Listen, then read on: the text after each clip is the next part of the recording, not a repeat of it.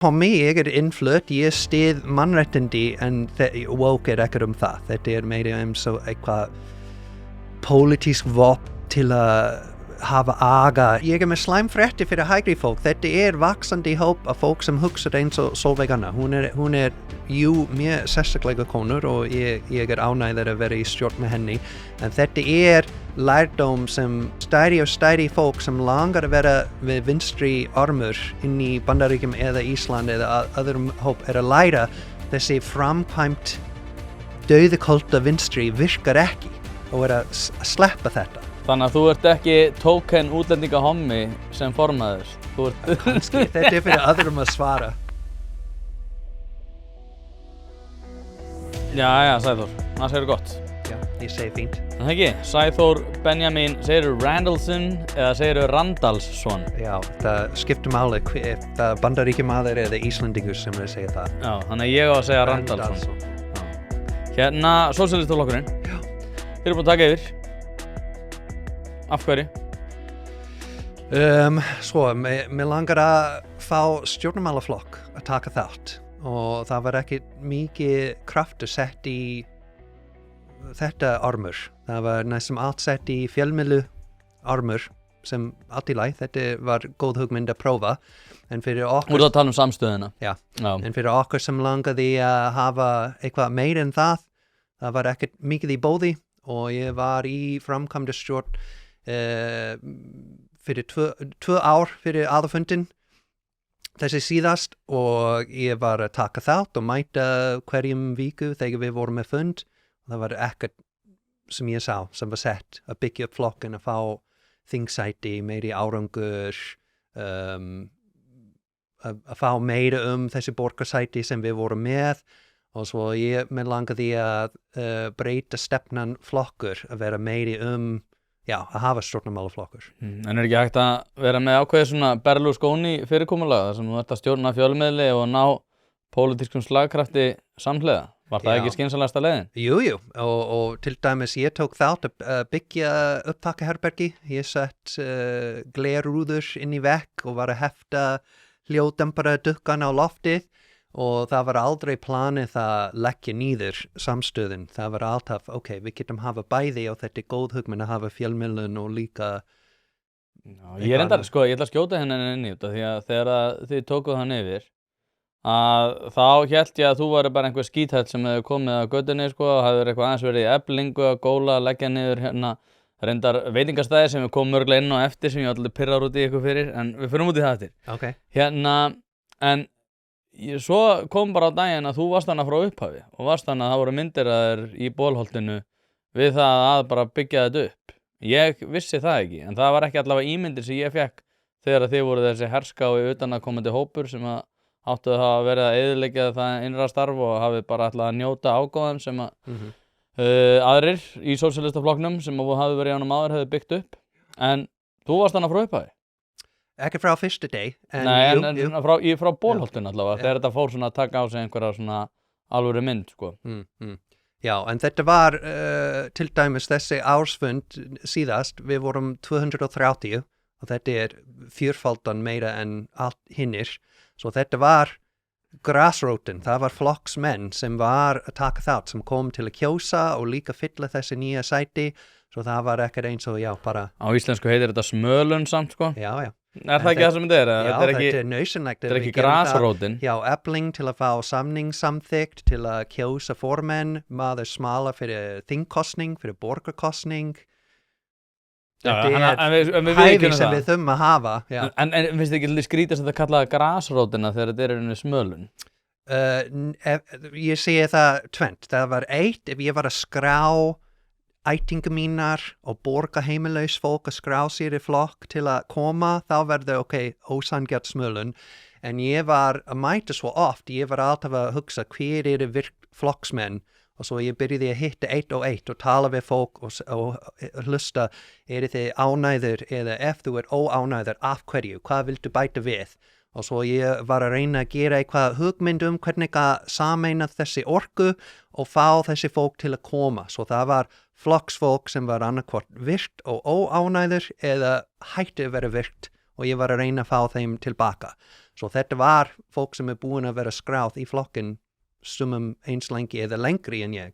En núna hefur Gunnar Smári verið að tönglast á því að fólk hefur verið að fara úr flokknum eftir yfirtökuna og samsamið sig ekki með þessu. Hvernig bregstu við því? Það oft sem fólk búin að segja sig úr flokkinn, til dæmis þegar Solveig Anna sagði úr flokkinn, en við með kerfi sem alltaf að bæta nýja tölur, svo ef þú skrá sig inn í flokkinn núna, þú fekk númer 3500 eitthvað, en í raun félagsskrá minni en 2500, og svo við hefum aldrei fengið af hverju voru margar að segja sig úr flokkinn út af þessi átök eða þessi annað. Svo þetta pínu skrítin formaður sem var aldrei að útskýra hvernig fólk skrá inn Gunnar Smári, nú að tala hversu margar búin. En ég sjálfur ekki hissa. Þetta breyting, þetta átök sem kannski ekki allir skiljar. En við líka ekki búin að fá tækifæri til að sýna þessi nýja andlit, til dæmis með þegar kostningin byrjar fyrir borgarkostning næsta ár. Við þurfum að fara með talsmenn inn í ræðutími og viðtöl og þá tíminn til að sjá ef fólk langar að gefa okkur séns sem fín byrjun hérna, en sveitarstjórnarkosningar, það einmitt eitthvað sem hefur verið svona mikið til umræðu. Núna talað það að Sanna ætli fram en mögulega ekki fram fyrir sósíalista. Það stór biti fyrir ykkur, þegar Sanna að ég tel allavega langvinsælasti sósíalistinn í dag. Hvernig ætlaði að bregðast þessu? Ætlaði að reyna að sannfæra hana það að halda áfram í sósíalistum eða ætlaði bara að reyna að finna nýja? Ætlaði þú taka hennar pláss? Ég Kópavogsbúi, svo ég get ekki taka pláss í Reykjavík.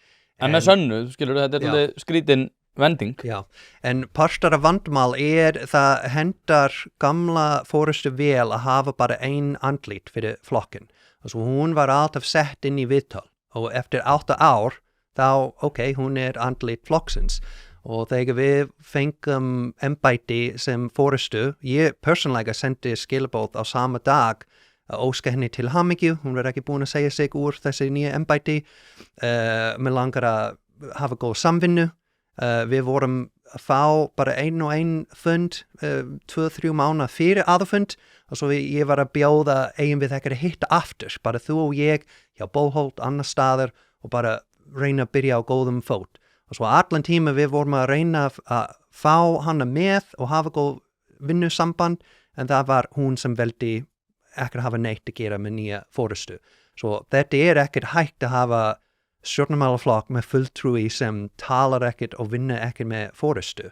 Svo þetta ekki góð vandamál að sitja undir, en við þurfum að koma upp með fólk sem tilbúin að ekki bara tala við forystu. Hugmyndið sem við með núna að hafa mjög virkt fundar. Við langar að ef það eitthvað á dagskrá hjá borginni eða hjá Alþingi, að þessi fulltrúi kom inn í flokksfund og útskýra hvað í gangi, svo við getum kannski stýra hvað þeir gerir og líka hjálpa ef það hægt að bæta kraftur eða útskýra við okkar tengsnett. En núna til dæmis, ég veit ekki neitt hvað þessi borgarfulltrúi búin að gera í borginni og ég formaður framkvæmdastjóri. Talar hún ekkert við ykkur? Nei. En eru þá ekki gera ráð fyrir því bara að verði einhver annar en Sanna sem að fari fram fyrir sósíalista? Það bara búið að skera þessi bönd. Ég tel það mjög líklegt af því við nú líka hinn vandamál með gamla forystu var allt var styrt inn í Bóholt, líka fyrir Akureyri. Og svo sem var í flokkinn í Akureyri var mjög óánægður með þetta. Þeir var með eigin hugmynd, mál á dagskrá og líka fólk sem þeir langar að vera í frambóð, en það var sagt nei, við ætlum að gera það. Og Sanna var að hann velja efstu 3 fulltrúi fyrir allt frambóðslist og kjörsvæði. Svo nú við búin að stopna svæðisfélög í Akureyri, í Selfoss og Árnessýslu, og þessi hóp mun velja hvað í frambóð og hvað slag mun þeir nota og hvernig ætla þeir gera kosningaherferð í staðin fyrir að við reyna að stýra allt frá framkvæmdastjórn. Hlaðvarpið í samstarfi við fyrirtæki sem hafa reynst mér vel og eitt af þeim Happy Hydrate. Happy Hydrate veitir þér öll þau steinefni sem þú nauðsynlega þarft á að halda. Ég var alltaf skeptískur á það hvort það væri gott yfir höfuð að vera að taka einhvers konar viðbótarefni, en eftir að ég byrjaði að nota Happy Hydrate hef ég einfaldlega orðið betri maður. Mér líður betur, kem meira í verk og dagurinn verður einfaldlega betri. Þetta dagskammtur af C-vítamini, engin gervisykur, dregur úr þreytu, inniheldur nauðsynleg vítamín og bara heilt yfir frábært. Því mæli ég eindregið með því að þið notið Happy Hydrate og skál fyrir því. En ætlar þú fram? Ég til, en það verður fyrir til dæmis Kópavóks svæðis. Já, ég er að segja það, fyrir Kópavogi. Já, en mér langar að gera það. Er það þá ekki gefið, fyrst þú ert formaður? Við skulum sjá. Já, við vitum það alveg, ykkur að tala rós hérna. Hérna, hver verða áherslunar fyrir sveitarstjórnarkosningarnar? Það náttúrulega í það, sko, en ég veit aftur á móti, allir flokkar eru núna að stilla upp. Ég veit að það eru fundir í gangi víða og það eru alls konar svona þreifingar, sérstaklega út af því að það er ákveðin svona upplausn. Heiða Björg Hilmisdóttir er ekki vinsæll borgarfulltrúi þó svo hún sé frábær stjórnmálamaður og hún byggir svolítið sitt vægi á því að hérna hún kemur vel út í skoðanakönnunum sem ég heldur reyndar að sé eitthvað sem að smitast af landspólitíkinni, en það er hægri bylgja í heiminum og við hægri menninir og frjálshyggjumenninir erum að rústa ykkur vinstri mönnunum. Það er rétt. Það er rétt.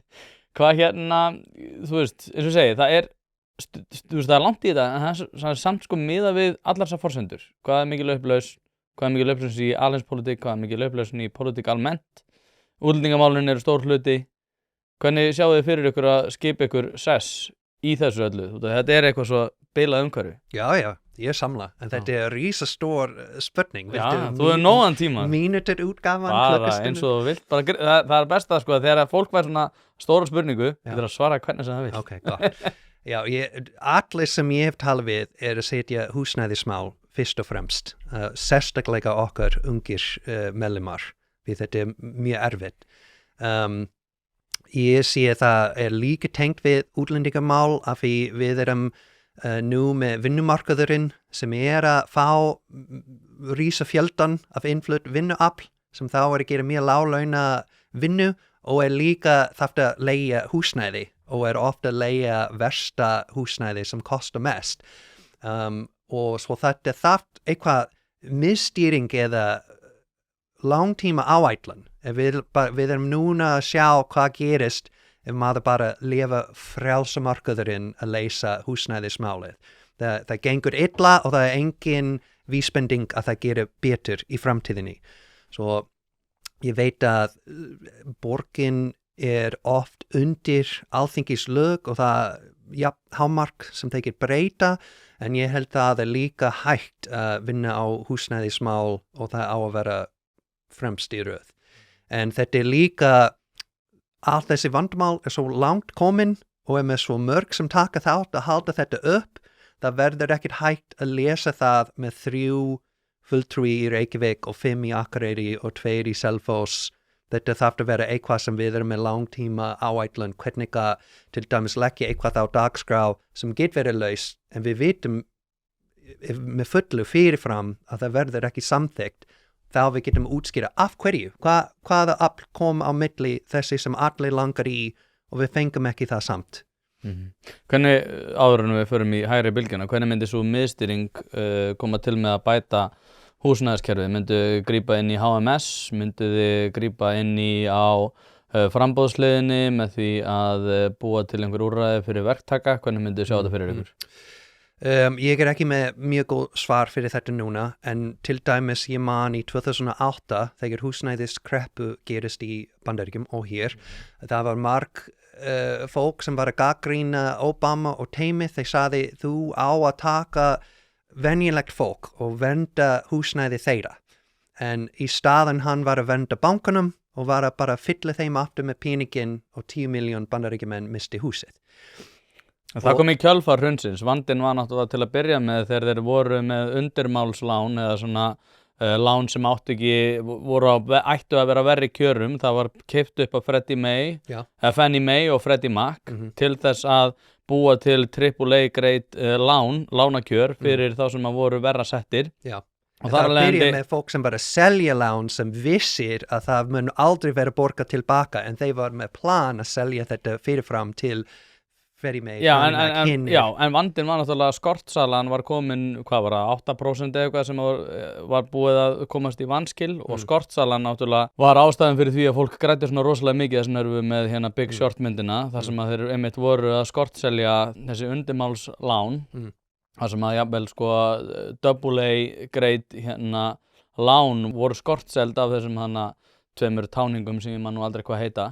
En vandirinn var náttúrulega einmitt sá að það var miðstýrt kerfi þar sem að var verið að koma til móts við lágtekjuhópa með því að búa til lán sem að voru ekki með fótfestu í því markaðshagkerfi sem að var raunverulega fyrir hendi. Þannig að það sem að þú ert svolítið að tala að við ættum að gera hérna hljómar pínu eins og mistökin sem að þeir gerðu í Bandaríkjunum sem að reyndar, sem ég ætlar að kjóta leginni, var að það er eitthvað sem við erum búin að gera nú þegar með hlutdeildarlánum, þar sem að við erum að láta ákveðið fólk koma fram með 5% fé til þess að kaupa húsnæði, ríkið lána 20%, lánastofnun lána 70% og svo í kjölfarið þá hérna í rauninni búið að búa til bil á milli þeirra sem að geta keypt sér aðeins stærra húsnæði en þessi sem að keypta 5% lánum eiga svo lítið í húsnæðinu að þeir geti ekki farið hærra stig. Þess vegna byggingamarkaðurinn búið að sópa upp öllum litleignunum en hins vegar þetta stærra þrep bara núna í höngi og þar af leiðandi núna skortur á húsnæði og núna jafnvel sko húsnæðisverð búið að lækka raunvirði en einnig að þá eru þeir sem að fara að byggja að fara að halda þessar höndum út og þeir geta ekki grætt á þessu. Þannig að einmitt miðstýringin hefur haft hræðileg áhrif bæði hérna og líka olli hruninu. Svo ég var með aðalpunktur, mér langar að fara inn með þetta en mér langar fyrst að svara þetta. Ég held við erum ósamla röð, hvað kom fyrst, hænur eða egg. Ég sé kerfi sem var bílaður sem var að gera þrýsting fyrir fólk bæði fólk sem langar að kaupa hús og fólk sem var tilbúin að falsað og búa til gögn sem sína þeir get kaupa hús af því þeir veit strax þeir kann selja þetta áfram. Svo það var ekki Freddie Mae sem bjó til vandamál, það var þessi erfitt frjálsamarkaðurinn sem sóði fólk inn í mjög erfitt lán. En ef ég má klára vanskilin voru samt vandamálið, ekki það að fólk hafi keypt húsnæði. En þegar það kom þessi vandamál og það var 10 million fólk sem misti húsið þegar Obama, Biden sem var að forseti og Kamala Harris sem Attorney General California sem var versta fylki sem var að stela þessi hús með þessi robo-signing í sumum dæmi. Þeir sagði ef við vorum að taka venjulegt fólk og bjarga þeim það mun sprengja allt hagkerfi heimsins. Svo þess vegna við þurfum að bjarga bankan og bara prenta pening og fylla þeim aftur upp. Og ástæðan mig langar að segja miðstýring að því í 2019 akkurat eins gerði í Kína. Þeir voru með þessi húsnæðiskreppu, það var smáatriði var öðruvísi en það var stórmagn af fólk sem var að kaupa hús eða var að borga fyrir hús að vera byggt.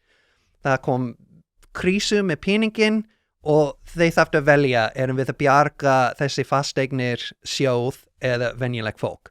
En munurinn var þetta var 16 sinnum meiri pening en í Bandaríkjum í 2008. En kommunistflokkinn Kína veldi að bjarga venjulegt fólk og lefði þessi fasteignasjóð bara fara gjaldþrot og þeir kláruði að allt hús verði byggt og færði peningu vöru lánið yfir í eitthvað annað, ríkisbankan eða eitthvað, svo þessi fólk mistir ekki húsið. Og svo þetta var eitthvað inngrip með vandamál sem kom upp, kannski partur var ríkið að kenna, partur var markaðurinn að kenna, en aða vandamál var, hér fjöldan af fólk sem að missa húsið, eða bankan sem mun missa eitthvað græði, hverjum eigum við að taka þátt. Svo núna við erum með vandamál hér með húsnæði, og ég held það þarf að vera inngrip með eitthvað alvöru áætlanir og ég þarf að, ef ég var með svona vald, ég þarf að sjá miklu meiri gögn áður en ég gerði þetta.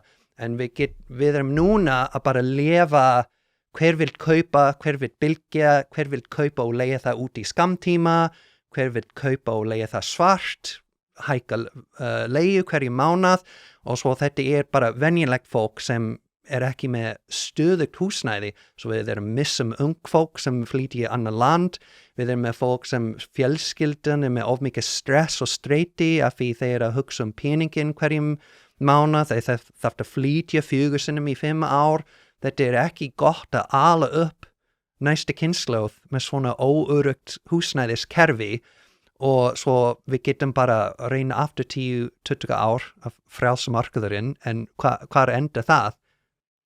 Ef við værum með frjálsmarkað, þá myndi það virka. Hlaðvarpið í samstarfi við fyrirtæki sem veita úrvalsþjónustu og eitt af þeim alvöru bón. Við skulum bara vera hreinskilin, ef þér þykir vænt bíliðin þá lætur þú gera þetta almennilega og það nákvæmlega sem alvöru bón gerir.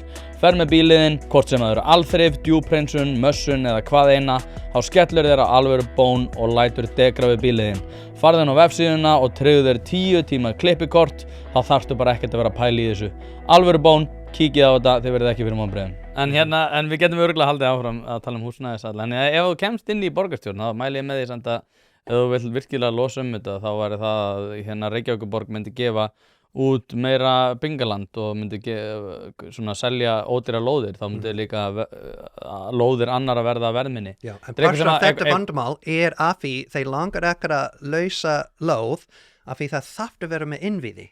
Það þarf að vera rótþróar og rafmagn og Þið sósíalistar, þið fjármagnið það. Já, en býtu, ástæðan núverandi borginni, þeir segir þeir ekki með pening að gera það. Og ég að hugsa á það nóga pening hér á Ísland ef við þurfum fleiri lóð til að byggja hús og vandamál ekki nóg pening fyrir innviði, af hverju við ekki að hækka skatt á fyrirtæki eða fólk sem með meira en nóg peningin til að hafa framtíðinni umhverfi og húsnæði og fjárfesting. Þetta grunn lóðmálið, hvernig Reykjavík að vera gjaldþrjót fyrir nýja umhverfi? Já, Reykjavíkurborg bara að vera gjaldþrota út af kulnun. Ef við myndum hætta þeirri vitleysu þá myndum við örugglega hafa meira úr móða. Mér finnst það fyrst og fremst Reykjavíkurborg ætti að einbeita sér að því að fara betur með það fé sem við erum núna með. Það allt of mikið og verður meira og meira. En, færum okkur öðru. Okay. Þú nefndir Kína og þú varst á fundi með sendiherra Kína hérna á Íslandi. Núna veistu náttúrulega alveg að Íslendingar eru svona dáumst að Kína að mörguleiti en hvað var það svona mannréttindi og annað þá eru við mjög svona tortryggin, apprehensive myndi ég segja. Hvað af hverju Kína? Telurðu að Kína sé meira leiðarljós og betra leiðarljós heldur en til dæmis eins og Bandaríkin? Meira en Bandaríkjum, já, af sjálfsögðu, en ég ekki bara að horfa á Kína, ég mjög forvitin til dæmis hvað gerast í Burkina Faso með Ibrahim Traoré, ég forvitin hvernig gengur í Vietnam sem að ég held þeir að stækka meiri hagkerfi en allt hinland, þeir með 7% hækkan á milli 5 með Kína og 1,2% í Bandaríkjunum. Það mörg land sem að gera spennandi efni og fyrir Kína að byrja svona fátæk og nú með þessi skýklúfur og háhraða lest og thorium kjarnorkustöð að byggja beis á tunglið. Mér langar að vita af hverju, hvernig var það hægt og ég sé að þetta munnurinn með hvernig samfélag stjórnað. Þannig að þú telur að við ættum að færast meira svona kínversku stjórnarfari hér á Íslandi? Það erfitt að segja. Við þurfum að finna íslensk leið að gera það. Við erum ekki með 1,4 miljón menn. Það ekki hægt að gera allt eins, en þetta áhugavert að sjá hvernig voru þeir að gera öðruvísi, eins og með húsnæðiskrísu. Hvernig þeir að gera öðruvísi með samgöngukerfið. Til dæmis, ég var alveg upp í Bandaríkjunum, ég hjólamaður og þetta svo breið land, maður þarf annarkvort að kaupa bíl eða þú með engin líf, af því þú þarft að keyra í mall, í skólan, í íþrótta, að gera allt. En ef þú ekki og fátæk, ekki með bíl, það engin samgöngukerfi, svo þú bara fast í húsið og ekki með tengslnet eða líf. Á sama tíma einhver sem fætt í Kína núna get bara hoppa á þessi lest og fara allt, Evrópu, Rússland, Kína, Indland, fyrir mjög lítið kost og svo hvað gerist með þessi nýja kynslóð sem alin upp með allt þessi bóði í staðin fyrir, já ég fast í mínu umhverfi og there's a Arby's there. Hérna, talandi Ísland. Hérna, ég sá svolítið, sko, ég allavega ímynda mér að ef að það væri ekki þessi núningur á milli gömlu forystar sósíalistaflokksins og ykkar, að þá hefði þessi frétt ekki verið birt. En það var einhver á samstöðinni sem að birti frétt það hvað að einhver hafi verið að kvarta yfir því hvað þú talaðir ömurlega íslensku og við gætum ekki haft stjórnmálamann sem að væri með svona ógeðslegan hreim og svona Sko, þú sást þetta, hvað finnst þér? Og heldur þið sé rétt lesið hjá mér? Þetta hefði ekki gerst, þeir hefði ekki byrt á samstöðinu, þeir eru alltaf svona rosalega útlendingafriendly alltaf, en svo það koma að þessu. Ég sendi komment og sagði, woke till you need a lazy slur. Ég las upprunalega komment, en þessi maður sem skrifaði þetta fyrir maðurinn, fyrir konan Gunnars Smára. So þeir þetta fyrirvarandi maður konunars Gunnars Smára? Fyrir konur, já. So þeir voru gift og þeir voru gift. Okay. Kevin Bacon, 2 skref á milli. En ég las þessi text, en Var þetta komment undir Facebook-færslu? Já, hann skrifði eitthvað með eitthvað teikning. Það rosa skrítið að gera frétt úr þessu. Ég verð að segja eins og sko. Já, en ég sammála, íslenskan mín ekki nóg góð og mér langar að vera betur og læra og ég búin að setja tíman inn að læra þetta en ég veit ég ekki með fullkomin íslensku. Þú með mikið hreim, en ég menna þú talaði fína íslensku. En mér varst það bara svo, þú veist, ég ekki að tala það endilega. Jú, mér langar að koma aðeins inn á hvað íslensk menning og svona. En mér varst það bara svo fyndið á samstöðinni. Ég svona, heyrðu, það einhver að kommenta á Facebook hvað Sæþór Benjamin Randalsson talar ömurlega íslensku. Ég held því miður, það sýnir þessi hræsni sem til í, ég kalla þetta stundum framkvæmt vinstri, sem ekki, þetta mun með hvað við erum að reyna að gera í sósíalistar. Við langar að vera með alvöru hóp sem hittir, sem tala saman og ef eitthvað nýtt gerist, við þurfum að taka þetta alvarlega til að skilja hvað í gangi og hvað verður okkar skoðun sem heild þessi, samt Íslandi eða almenning. Í staðinn þessi framkvæmt vinstri, það eitthvað think tank í Langley, Virginia, sem að koma, hvað okkar nýja stefnu Kamalu eða woke eða innflytjendur eða Brexit og svo þessi dreift niður og maður þarf bara lesa og vera hlýðin.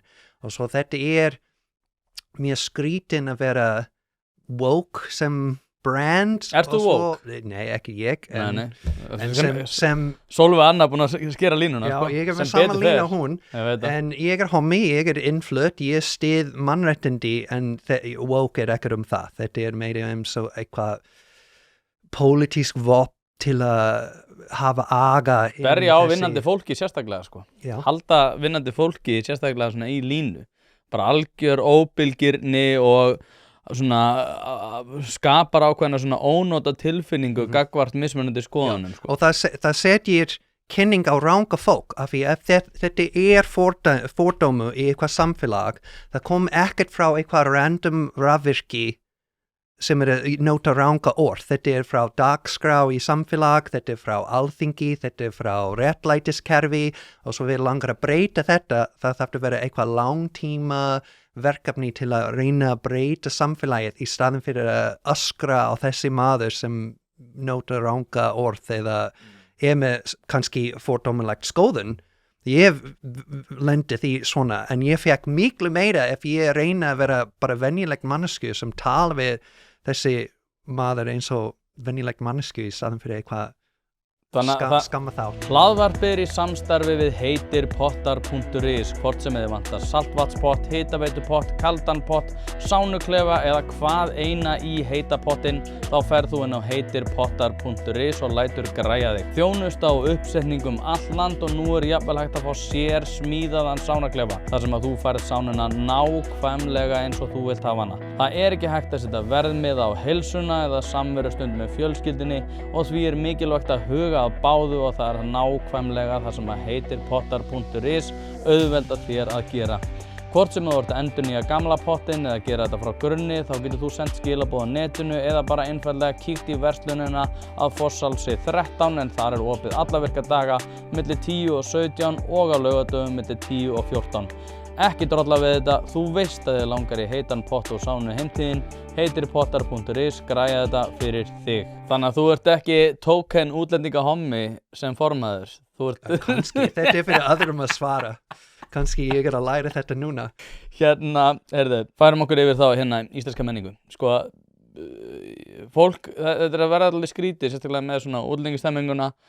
Ég reyndar að fara að halda erindi hvort að það sé vandamál á landamærum Íslands og samdu við glæpi og annað sem ég tel reyndar að það sé, en það hefur ekki að gera með alla útlendingar sem eru. Ég reyndar held að útlendingar séu miklu hægri sinnaðri heldur en, þú veist, eins og Pólverjarnir eru miklu hægri sinnaðri gagnvart þeirri útlendingaumræðu sem við erum að tala í dag, heldur en flestir aðrir Íslendingar til dæmis, sem ótrúlega áhugavert þess að tala útlendingaumræðu. Ég held að sé algjörlega afvegaleiðandi hugtak. En svona Íslendingur, kristni, að koma íslenski fáninn, þú veist, á svona ystunöf, þá erum við að tala svona skjöldur Íslands, þvertaflokka, ákveðin svona íslensk menningar, svona, ég veit ekki, svona ítök. Ég hef alltaf hort á Íslendinga út frá svona því sem að Bandaríkjamenn gera. Það bara, þú veist, ef þú kemur og vinnur fyrir þér sjálfur, skaffar þinn eigin þinn eigin gæfi smiður, rífur þig í gang, hættir að væla, að þá geta allir orðið Íslendingar. Hvernig þitt viðhorf til svona, þú veist, ertu Íslendingur? Já, ég með vegabréf. Já, en, þú veist, en finnst þér, skilurðu, ertu Íslendingur? Ég held þetta oftast fyrir öðrum, af því ég get segja með sjálfur mig, já, ég hef ekki oft verið hrifinn með þessi lýsingaorð. Ég hommi eða ég íslensk eða ég sósíalisti. Ég bara sæþór, en það sem ég finnst, af því ég þurfti að koma og læra Ísland. 6 mánuð áður en ég flutt, það var einhver sem var að útskýra og tala Guskus og ljósabreiting og Ísland og ég var að hugsa, já, það land þar fyrir norðan. Ég þurfti að fatta aftur að Ísland var til. Svo ég þurfti að læra allt frá grunni. Ég var með engin ætting, engin rætur til að læra fyrirfram. Og svo það sem ég tengist með, ég elskar náttúrunni og hvernig það hægt að sjá fjallin og sjá út allt. En mér finnst mjög áhugavert hvernig Ísland hefur verið svona sjálfstæð. Þetta svo, ég var alveg upp í Richmond, Virginia, sem næstum 1 milljón, ef við takum stæði Richmond. Og svo næstum allt þessi kerfi sem við erum með núna var byggt með kringum 100 og 200.000 menn. Gjaldmiðlur, heilbrigðiskerfi, skólakerfi, menntunarkerfi, bara allt. Og ég sem smíður, ég sérstaklega imponeraður með Bárujárnshús og ég seti það sem mark til að kaupa Bárujárnshús og búa í einn þegar ég fyrst flutt. Og svo ég keypti gammal Bárujárnshús í 2018 og ég lærði hvernig að skipta járnið og líka smíða íslensk glukkar sem sér kerfi frá grunni. Og til að sjá hversu sniðugt það var og virka með íslensk veður. Og það var byggt á eitthvað nefnd sem var sett saman í 1895. Þegar allt byggingakerfi var mjög, allt heimsins var mjög óþróskað. Að hafa svona land sem í heild miklu betur en Bandaríkjunum, minna ofbeldi, meiri fólk sem kann að lesa, bara meiri hotlustu samfélag. Þetta mjög spennandi og ég imponeraður með því. Svo ég held þetta menning sem ég tengist við og líka að fara oft í sundlaug og heita pottur. Af því í Bandaríkjum það hægt bara hitta úti og það ekki eitthvað vernd eða þak til að vera hlýr. Nei, þetta ágætis. Sko, mér alltaf finnst þetta áhugavert að pæla í hver Íslendingur og hver ekki. Varum að sjá að Logi Pedro og Unnsteinn Manuel voru að birta frétt að þeir hafi komið til Íslands fyrir 30 árum og þeir eru mjög íslenskir. Og ég eins og segi, ég bjó í Bandaríkjunum og við vitum náttúrulega báðir að það besta land í heimi. Og þetta í huga Stendur rétt hér á morgunkornisbaksið. Já, nei, en mér hefur alltaf fundist áhugavert því að sko á Íslandi þá getur þú komið til Íslands og orðið Íslendingur. Í Bandaríkjunum getur þú farið til Bandaríkjanna og orðið Bandaríkjamaður. Það skiptir engu máli hversu lengi ég myndi búa í Kína, ég yrði aldrei kínverskur. Og ekki heldur indverskur, ég veit ára mínu lífi á Indlandi. Ég held að ef ég myndi búa í 20 ár, þá myndi aldrei, myndi segja við mig bara, já, þú náttúrulega indveri. Hvað finnst þér þetta? Svona, út af því að kemur frá Bandaríkjunum, þar sem fólk getur komið til Bandaríkjanna og orðið Bandaríkjamenn og það miklu auðveldar að verða Bandaríkjamaður heldur en nokkuð tímann Íslendingur. Það svolítið áhugavert að pæla í því sko hvenær maður verður Íslendingur. Og mér fannst það svo áhugavert út af því að núna eru vinstri menn sem eru að ráðast að þig fyrir það að vera útlendingur. Fyrst sem ég að hugsa ég held það mjög sjaldan í Kína að fólk sagt að fara aftur heim en þetta oft sagt í Bandaríkjunum af því það hægt að færa og vera bandarískur, það mikið fordóma og umhverfi skipt. Það ekki meiri fordómar í Bandaríkjunum heldur en í Kína. En ég bara... Gagnvart svörtum til dæmis.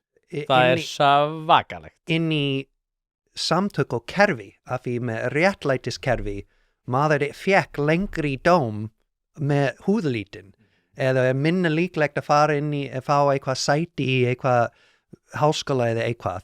Svo ég geti segja hvað meiri fordóma en ég bara segja Bandaríkjum ekki fordóma laust. Ég var alveg upp í hvít umhverfi og ég var alveg upp í hvíta skólan sem var ekki lagsett. Það var skipt með húðlít og þetta stemning inn í Bandaríkjum, sérstaklega í Suður Bandaríkjum sem ég var alveg upp. En ég sé, ég áheima hér, ég búið á Ísland, ég með Íslands fjölskyldan, ég reyna að tala íslensku og ég taka þátt í bæði stéttarfélag og stjórnmálaflokkur. Svo þetta nóg fyrir mig. Ef einhver annar segir ég ekki nóg mikið íslensk, þeir velkomin í þeirra skoðun en ég allt í lagi. Nei, eins og segja sko, ég mjög opið fyrir því hver vill kalla íslensku, sérstaklega sko ef hann að berjast í því að læra tungumálið, þá finnst mér það mjög virðingavert sko. Ég held að við græðum almennt af fólki, eins og ég mjög bandarískur í þessari hugsjón sko, þó svo að sé náttúrulega vankantar á Bandaríkjunum eins og almennt vitað. En færum okkur aftur þá yfir á sósíalistaflokkinn. Þú talar húsnæðiskerfi, hvað það fleira sem þið sjáið fyrir ykkur? Þú veist, út af því að þetta ef við maður hreinskilnir, þetta pínu mólum núna. Þetta lítur ekki vel út fyrir sveitarstjórnarkosningarnar. Það búið að vera mikil ólga bara á vinstri vagnum og sérstaklega innan sósíalistaflokksins, búið að tvístra þessu svolítið upp. Sko, hvernig sjáu þið fyrir ykkur að rífa þetta upp? Bara svona heilt yfir. Þú veist, hver aðgerðaráætlun? Þið eru núna hjá Mír, hjá rússnesk... Hverfiskatta 105. Já, en þú veist, þið eru svolítið sært dýr akkurat núna. Það bara eiginlega ekki hægt að horfa á þetta öðruvísi. Hvernig sér þið fyrir þér að ná að rífa þetta upp? Þú veist, tala að þið ætla að mæti viðtölu eða eitthvað þannig, en það verður eitthvað meira sem þið þurfa að gera. Já, til dæmis við erum með 3 stjórn, það framkvæmdastjórn, það líka málefnastjórn og kosningastjórn. Og kosningastjórn með starf til að sjá kosningaherferð, við erum allir vinna saman, en þeir bæði virkt og langar að byrja, við erum allir að hugsa þessi borgarkosning næsta ár, en það tók 8 ár að koma í staðin sem við vorum, að við vorum að tapa alþingiskosning 2 sinnum í röð. Akkur aldrei það hafa verið? Akkur aldrei hafa verið alltaf að tapa? Til dæmis, ég var ekki inn í fallen í 2021, ég var ekki með nóg góð íslensku, svo ég get ekki segja, en með 2024, það var út af allt krafti fór inn í fjölmiðlun og það var síðasta sekundur til að setja allt í gang fyrir kosningin og það kom næstum ekkert hjálp frá framkvæmdastjórn. Það var ekkert á dagskrá inn í framkvæmdastjórn til að bæta kraftur eða hjálpa með kosningaherferð sem framkvæmdastjórn með hendur á peningin, húsnæði, tölvupóstlistan, svo þetta var... Var þetta Stalinist kerfi? Nei, bara skipulagt. Þetta segir í lög að framkvæmdastjórn sér félagsgrá. Þess vegna spyrja á þetta, því að þú ert að lýsa þessu þannig að það hefur verið mjög mikil aðskipting og mjög hár þröskuldur að komast inn í svona innsta kjarnan. Þess vegna spyrja, það var þetta svona stalinist kerfi þar sem að þú gast ekki, ef þú varst inn í klíkunni, þá varstu með. Nei, ég segi þetta meira eins og Biden eða Hillary kerfi, af því þetta var já, eins og þú segir, innri klíku en það var ekkert fylgis með flokksreglur, það var líka vandamál. Svo þetta ekkert hægt í raun að greinigera eða lýsa akkurat hvað var vandamál, en það var mjög lítil sett til að fá kosningaárangur frá leiðtogar nefndin, framkvæmdastjórn. Svo það þarf að gera síðasta sekundur. Það var líka margar sem var óánægðir og bara eina manneskju fekk vald til að velja efstu 3 sæti, Sanna. Já. Hlaðvarpið í samstarfi við fiskhúsið.is. Fiskhúsið.is heildverslun fyrir veitingamenn sem vilja það ferskasta og það besta fyrir sína kúnna. Hvort sem það fyrir veitingareksturinn, hótelreksturinn, mötuneytið eða hvað annað, þá ferðu inn á fiskhúsið.is til að sjá það gríðarlega úrval sem að strákarnir hafa upp á að bjóða. Ef að þú vilt hið ferskasta og hið besta, þá gerir þetta sjálfsögðu almennilega, ferðin á fiskhúsið.is. Það ekki til sú spurning sem að strákarnir hafa ekki svarið við, þannig enn og aftur fiskhúsið.is til að fá ferskasta og besta fiskinn á landinu. Það nú alveg algengt samt að fólk fái svolítið að velja á sin eigin lista fyrir kosningar, sko. Það ekkert algjörlega... Nei, en fyrir allt 6 kjörsvæði.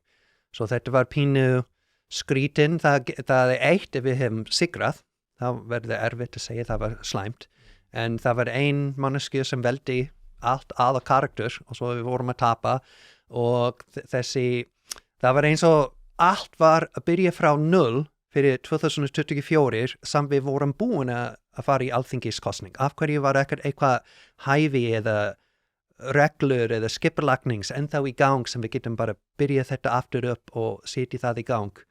Og svo við núna eins og að gera það. Það kom vinnuhelgi strax eftir kosningin sem allir sem tók þátt kom saman til að búa til hvað eigum við að gera öðruvísi, hvað gerist vel, hvað gerist vont. Og við þurftum að berjast inn í framkvæmdastjórn og líka kosningastjórn til að hafa þessi vinnuhelgi og svo eftir við vorum að spyrja hvað gögnin, hvað þessi niðurstaðan og við fengum það ekki. Svo nú eftir aðalfundin, nýja kosningastjórn að taka upp þessi gögnin sem var gert á vinnuhelgi og þetta málið á næsta félagsfundur sem við með, sem allir get koma og taka þátt. Svo við meiri undirbúað fyrir borgarkosning næsta ár en flokkinn var fyrir alþingiskosning í 2024. Svo ég ekki að segja það verður einfalt, en það duglegt virkfólk sem að setja það sem hvað við eigum að gera sem flokkur og núna við með peningin inn í flokkinn til að sjá þessi verkefni. Áður það fer út fyrsta deg, 100% af ríkisfé. Já, það var enda eitthvað drama með hana peningin. Af hverju var drama?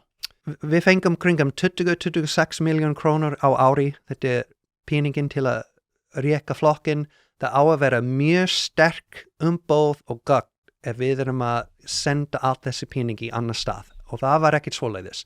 Það var sagt í 2021 að félagsfólk veldi að drífa peningin svoleiðis, en það engin fundigerð frá og hvaða kosningatölur. Og það hefur ekki verið lagt fram síðan 2021. Svo það kom bara peningin inn og svo peningin út. Og svo hvað var gert við peningin? Það ekki hægt að segja. Við fengum ásreikning sósíalistaflokkinn sem það bara eina línu, helmingin yfir í vorstjórnin eða helmingin yfir í samstöðun. Og hvað getum við spyrja meira en það?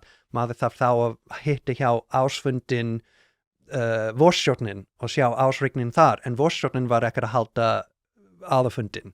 Og venjulegt maður á að hafa ásreikning tilbúin með 2 vikur fyrirvara og líka hafa þetta útprentað fyrir allir að sjá, svo ég get spurt býtu, allt laun sett í sama línu. Hvað voru fólk borgað eða var auka vinnu borgað? Og svo það var bara sett upp að skjál, 10 mínútur að spyrja og svo búin. Svo ég veit ekki hvernig peningin var notað. Að reka samstöðin og hjá vorstjórnin það var notað til að borga leigu fyrir Bólholt, en það var útskýrt sem styrkja félagið, en það var engin styrk útborgað. Var það ekki út af því að félagið myndi koma til með að vera greitt hluta fyrir að samstöðinu myndi að koma til með að vera reiki í hagnaði? Það var allavega með eitthvað af þessu, sko. Já, það var 4 kennitölu, var mjög flókið. Það tók langan fyrir mig samt í framkvæmdastjórn að skilja allt þessi samtök og ég þurfti að gera eitthvað myndikort til að gera, þetta hér og undir þetta. Það var flókið, ég sé til að fela hvað var í gangi. Já, svo voru þið náttúrulega bara reikin á bólholtinu. Var það pirrandi? Já, sérstaklega af ég var að vinna sjálfur til að hafa þetta sem fundarsal, en ég veit frá fyrsta degi það verður ekkert einfalt. Ég veit það kom eitthvað truflun, drama. Var það meira drama heldur hún hélst að þetta yrði? Nei, bara öðruvísi. Aha, Já. hvernig öðruvísi? Af ég var ekkert að ímynda akkurat hvernig það verður. Ég bara var að undirbúa mig fyrir stress og drama og svo ég var ekki viss að mun koma frá innan flokk, kannski ég hefði átt að hugsa það lengur, en já, að finna nýja húsnæði, ég var ekkert að hugsa það. Hlaðvarpið er í samstarfi við fyrirtæki sem hafa sett svip sinn á íslenska menningu og eitt þeirra eru Bæjarins bestu pylsur. Ég og þú vitum alveg að þegar við fáum okkur pylsu sem er ekki frá Bæjarins bestu og þá vildum við að svo væri. Það segir það í orðinu, þetta eru Bæjarins bestu pylsur. Þið vitið það, ég veit það, skellið þessu hlaðvarpi í eyrun, farið á næsta sölustað og kaupið ykkur tvíhleypu ásamt einhverju góðu að drekka. Ég ég ætla að vera hreinskilið við þig. Mér finnst þetta ekki vera sannfærandi hvernig þið sjáðu fyrir ykkur út af því forsendum sem að ég var að nefna áðan það í hvaða stöðu þið eruð, að það var mér ekki sannfærandi að þið munu koma til með að ná þessum árangri fyrir sveitarstjórnarkosningar. Þess vegna myndi ég hugsa víðar. Ég hugsaði semst þegar Sólveig Anna var hérna að ég sem hægri maður, það er frábært þegar vinstrið er að einbeita sér af vókinu út af því að þá erum við ekki með neinn óvinn sem er svona, þú veist, hann hljómar alltaf bara eins og brandari þegar hann talar undir þessu vók reglíf. Hins vegar ef að Sólveig Anna, sem er ekki vók og er mjög klár og er mjög góð í þessu, myndi fara fram, að þá ætti hægrið svolítið erfitt með þetta. Og núna er jafnvel bara hægri menn að peppa Sólveig Önnu, ekki endilega undir þeim formerkjum að hún sé eitthvað frábær með það að gera hvernig hún sé fyrir sér efnahagsstjórn, en hún er aftur á móti frábær í því að tala gegn vókinu og er góð í því að tala fyrir sínum málstað. Ég sé enga aðra leið fyrir ykkur nema að fá hana inn í Reykjavík. Ég sjálfur er Sólveig Annanisti. Já, og það að passa hvernig þú segir það, út að ég get klift þetta og Sólveig nasisti. Þetta ég með slæmfréttir fyrir hægri fólk. Þetta vaxandi hóp af fólk sem hugsa eins og Sólveig Anna. Hún er mjög sérstaklega konur og ég ánægður að vera í stjórn með henni. En þetta lærdóm sem stærri og stærri fólk sem langar að vera við vinstri armur inn í Bandaríkjum eða Ísland eða öðrum hóp að læra þessi framkvæmt dauðakolta vinstri virkar ekki og að sleppa þetta. Og svo þetta líka það sem við langar að gera, en það tók frá 2018 fyrir Sólveig Anna að byggja upp þessi batteri. Og ég var bara í stjórn síðan 2021, en ég hef séð hvernig það tók tíma og langa smá verkefni til að byggja upp svona þáttöku að bara koma inn og segja, herðu, við erum að fara í gullavesti og að fara út í mótmæling núna. Það ekki hægt að gera allt í einu. Þú þarft að hafa traust, góð hóp með sér, og það tók frá 2018 að byggja þetta upp. Svo við erum núna með þessi verkefni að gera inn í sósíalistar og samt ég vongóð að við fengum sæti í Akureyri, í Árnessýslu, í Reykjavík, í Kópavogur, en samt við gerum það ekki, við fengum meiri reynslur, við ætlum að halda þessi skipulagnings ekki að missa það eins og gamlar og við erum að hugsa hvernig getum við sigra í framtíðinni að við hugmynd að vinstri mun bara deyja út vinstri græn búinn, sósíalistar búinn, píratar búinn, við skulum allt gefast upp og við skulum allir vera hægri, það mun augljóslega ekki gerast, það fólk sem langar að hafa eitthvað vinstri batteri að fara inn og stéttarfélag bara með jafn mikið sem þeir get gera. Svo við þurfum að vera tilbúin sósíalistar til að reyna að safna þessi fólk sem búin að yfirgefa þessi heimskulegt hugmynd sem virkar ekki. Já, nei, ég meina það og líka, þú veist, það sást líka í þannig gömlu fórustunni og núverandi fórustu að vókið var svolítið togað út úr flokknum og eftir í náttúrulega á samstöðinni þar sem þeir eru ennþá frekar woke sem ótrúlega skrítið sko því að það eins og þú segir sko, þetta algjörlega gjaldþrota hugmyndafræði. En ég sammála, mér langar bara að benda af því sumum rugla, fyrst segja ég skil ekki þessi orð af því þetta ekkert íslensk. En fyrir svo sem að skilja hvað við erum að tala fólk langar að ruglast, ertu með eða á móti mannréttindi? Þegar alvöru samtal virkar woke til að bæta við mannréttindi eða ekki? Og ég segi ekki af því það bara sundra fólk sem get ekki tala. Það setja allt kenning á mannesku og individuals. Þetta ekki hvernig samfélag virkar. Ef það vandamál það þarf eitthvað þjóð útlausn. Og við þurfum að hugsa þessi stærri samantekt, hvernig að breyta því í staðin fyrir að fara kringum eins og við erum lögreglan hvernig fólk talar eða hvernig þeir hugsa og við erum sérstaklega skammarlegt með venjulegt fólk þá við mun búa í paradís. Hlaðvarpið í samstarfi við stöndu og mikilvæg fyrirtæki og eitt af því Polsen. Polsen.is til þess að skera hvað eina, hvort sem þú þarft að fara í bílrúðu skipti eða einfallega bílrúðu viðgerð, þá ferðu inn á Polsen.is. Ef það stjarna í framrúðinni þá bara bókaru tíma á heimasíðunni, ferð með hann og hann tilbúinn samdægurs. Ekki vera með stjörnu í bílrúðinni, Polsen.is. Láttu græða rúðuna strax í dag. Það ég sammála þessu sko. En hvernig sjáðu þið það fyrir ykkur sko, núna þú varst að nefna þessa flokka og núna náttúrulega svo, eins og segið, það svakalega hægri bylgja. Við erum alveg að pakka ykkur saman vinstrimönnunum. Við þurfum ekki einu svona að pæla í ykkur.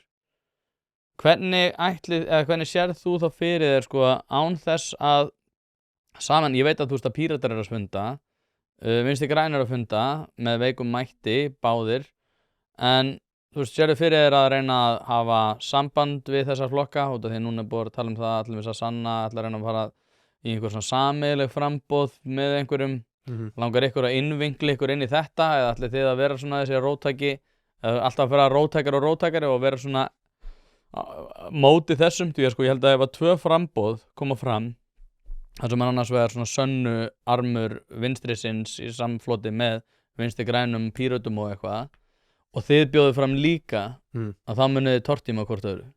Já, kannski verið. Við kallum þessi hugmyndum nýja flokkur wishcasting á ensku. Þú að reyna að búa til framtíðinni með að segja þetta upphátt. Þetta svona The Secret dæmið? Já, eða bara, eða veður blöðra, sjá hvernig vindur að blása af því þetta mikið vinnu og það engin pening, við erum með peningin, Socialistflokkin til að sjá nýja kosningaherferð.